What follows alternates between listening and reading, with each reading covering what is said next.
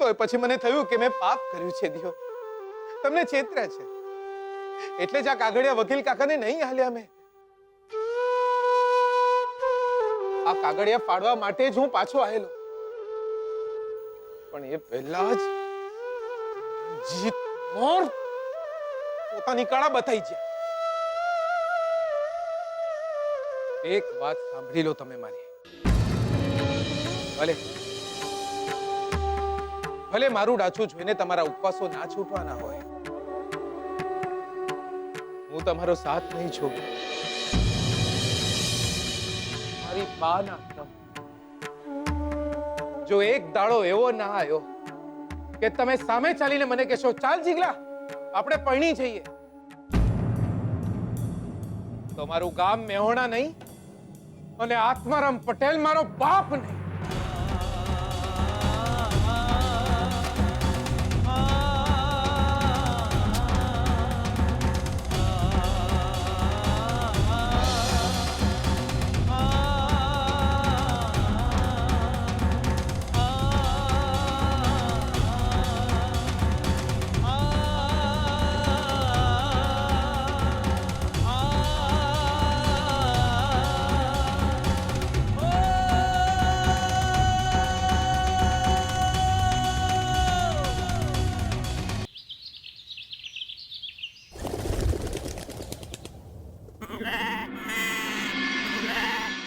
પડખે ભરાવા નહીં, પડખે ઉભા રહેવા માટે લગ્ન કરવાના હોય. શોધન શ્રુતિ ભાભી જોડે પૈણી જશે પછી તમે શું કરશો? વિચાર્યું છે ક્યારે? ઘરકામ કરશો, વાસણ ધોશો, કપડા ધોશો? 5000 રૂપિયાના પગારમાં સુખી રહેશો, રાજી રહેશો?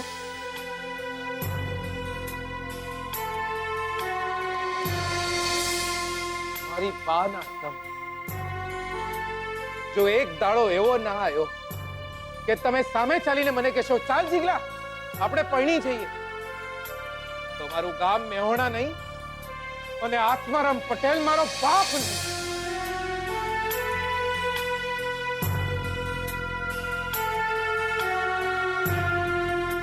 લક્ષ્મી બેટા,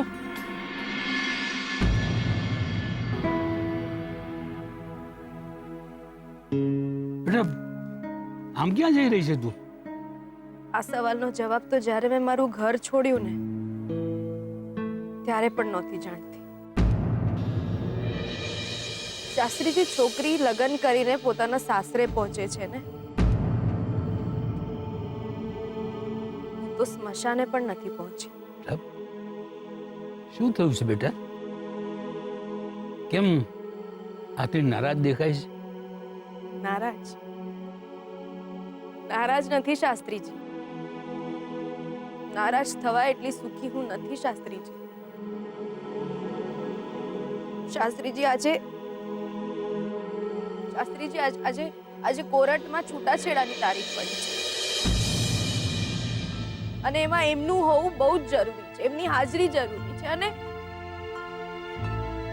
અને એ જ હાજર નથી. આજ દિવસની હું રાહ જોતી હતી શાસ્ત્રીજી. જો એ હાજર નહીં હોય તો અમારા છૂટાછેડા નહીં થઈ શકે. તું અને શોધન છૂટાછેડા લઈ રહ્યા છો આજે? તો સાથે ક્યારે હતા અમે શાસ્ત્રીજી? પણ તું તો જાણે છે કે શોધનની સલામતી તારા થકી જ છે.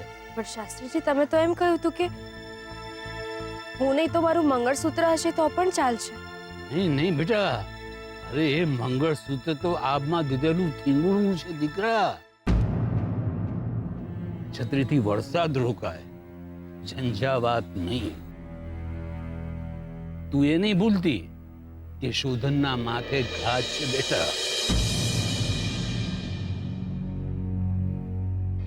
તું એ નહીં ભૂલતી કે શોધનના માથે ઘાત છે બેટા. તમારા છૂટાછેડા એટલે એના જીવનું જોખમ.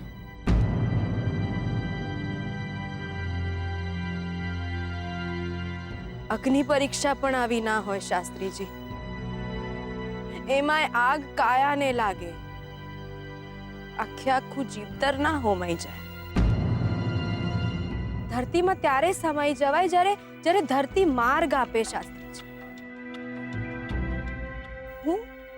હું કરું તો શું કરું? ના એમની બનીને એમની સાથે રહી શકું છું અને ના અળગી થઈ શકું છું. શાસ્ત્રીજી, અમારા છૂટાછેડા નહીં થાય તો એમના લગ્ન નહીં થઈ શકે. અરે બેટા, તમે બંને મળ્યા છો ઈશ્વરની સાક્ષીએ. કોર્ટ અને કચેરીના હુકમ એ તો મનના સમાધાન માટે હોય છે બેટા, બીજું કાંઈ જ નહીં. અને માણસો વચ્ચે કાગળિયાની દિવાલો ન હોય બેટા. તો હું શું કરું શાસ્ત્રીજી?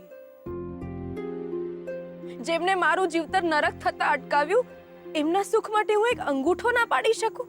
બેટા, આ સવાલ તું મને નહીં, દેવી માને પૂછ. એ જ આજના દિવસે તને સાચો રસ્તો દેખાડશે. અને હુકમ એનો માનજે, જજ સાહેબનો નહીં.